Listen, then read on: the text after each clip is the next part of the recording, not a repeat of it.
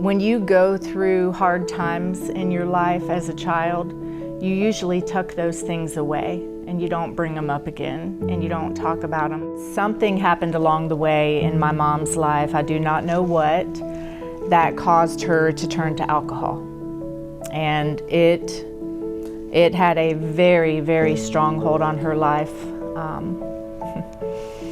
From that point on, the rest of her life she drank. And it just made things really tough. She didn't work a lot because of it. We lived in very poor circumstances. I didn't have a bed from a young age all the way up until I was probably 15 years old. I was in a really bad car accident when I was 11 years old. We were hit by a drunk driver. It was my first ride in our new car, and it was the day after Christmas, and I was sleeping. I always fell asleep on car rides. And the drunk driver hit the door, the side my head was on, and my nose was laying flat on my chest. Blood had rushed to the front of my face, so it was coming out of my eyes, my nose, my mouth, my ears, and they rushed me to the hospital. The thing that I remember, and when I tell people the story of the accident, I don't ever tell them this, and that's I had a bed for 2 weeks while I was in the hospital. And then when we went to leave from the hospital, the doctor said, make sure she doesn't sleep in her bed, because we don't want her to fall out and hit her head. And I already knew I was going home to no bed, so that wasn't something we had to worry about. I remember the couch that I had to lay on. It was terrible, so I usually slept on the floor instead. It was hard. We met on Facebook, of all places. Carrie sent me a Facebook request. But this is all on a Facebook Messenger chat. Yeah, so you couldn't hear my accent. No, but I could hear it now. We applied to start a chapter. We didn't even know there was a chapter in Gadsden. A great job you done. Y'all have left an impression on them as well. So y'all have impacted their lives, and that's why they're part of this to start with. So thank you for what you guys do. Yeah. And today we were going to go and deliver a bed, and I was looking through trying to see, you know, who we were going to deliver to, and I looked up at the list,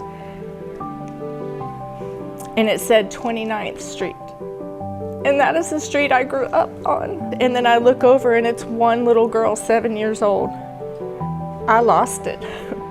I'm a crybaby, as you can see, but I actually lost it. I could not believe it. And the mom was so excited, so gracious, and the little girl was as precious as can be. We have to start bringing you with us everywhere we go. First time we had somebody with us doing, I guess. Wow! Isn't that cool? Like that? All right, I am going to get out of the way, because I'm not a good bed maker like covers. I leave wrinkles everywhere. Keep them covered. Ready? Okay, open your eyes.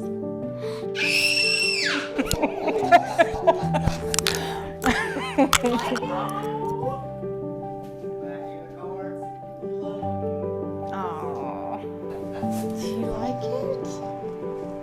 It's pretty. That's a bracelet for you too. Do you know what it says? Chosen. Thank you. You're welcome. It feels really good.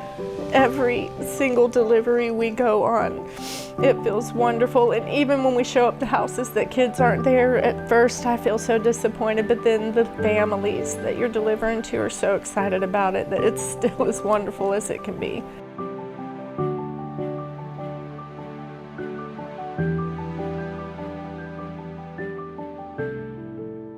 Our purpose in life, what makes us whole, is helping others. That might sound strange to some folks, But if we're not doing that, something's missing in our lives. If you like to see kids celebrating over something as basic as a bed, if you like getting hugs from kids, if you like just seeing a family just so appreciative, you need to come out and do this one time. And I promise you, if you do it one time, you're probably going to be hooked. If you want to know and experience true love, serve somebody, go out and do something for somebody who can't give you anything back except for love.